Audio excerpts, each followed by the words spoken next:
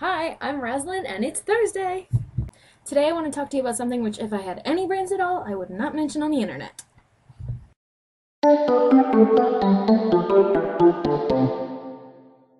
Don't hate me, today I want to talk about abortion. Yeah, okay.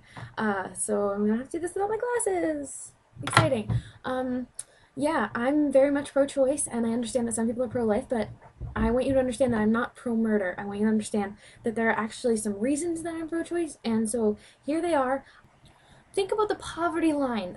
For people below or near it, this could push them below it forever. Frequently, a woman's best way out of the system is to take herself out. And it's hard to take yourself out when you have to provide for an extra human being. And yes, I understand that you're saying that she should have taken care of this in the first place and that she never should have gotten pregnant. But just because she made one mistake, does that automatically mean we must doom her forever?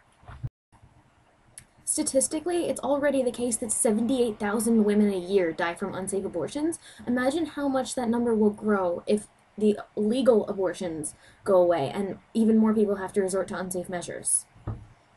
In many situations, it really isn't up to the government to decide because it has to do with health problems, both for the mother and the baby. And if doctors can say, and they know for certain beforehand, that there will be health issues for either party, there should be a right for that mother to decide what exactly the best strategy to take is.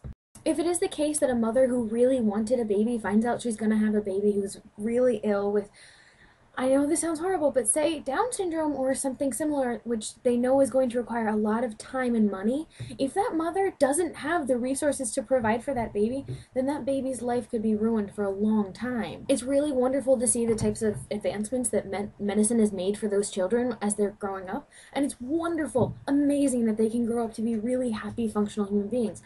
But most of the time, that takes huge amounts of capital up front, which so many women and families just don't have.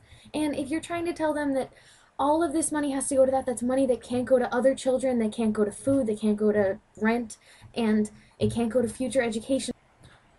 I know this is kind of a different issue for some people, but for me, it's the same debate, so I'm going to include it in here. And that's the question of whether or not you think that abortion should be legal in the case of incest or rape or some other traumatic event or sexual assault or something like that.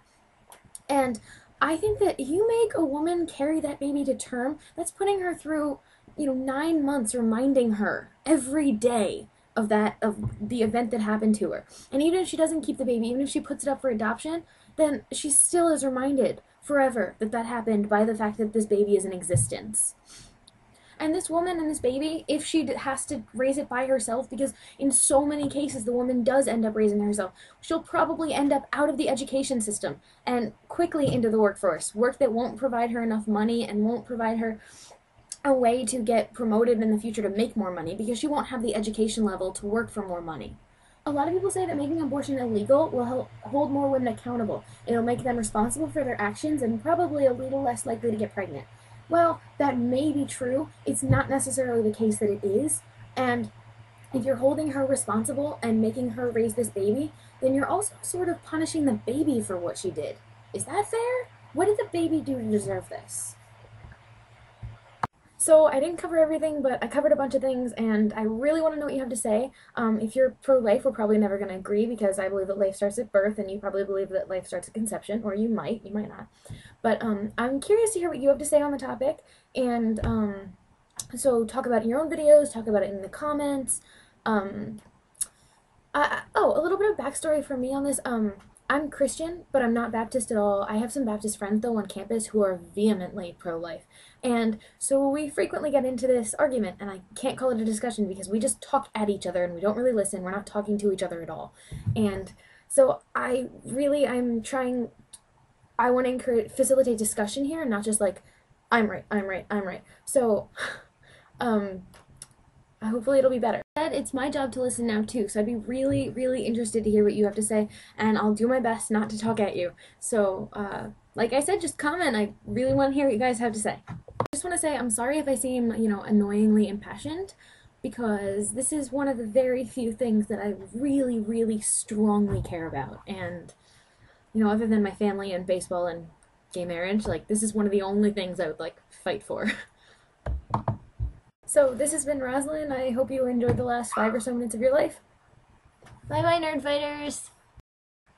No, YouTube stupid, so you probably can't see this.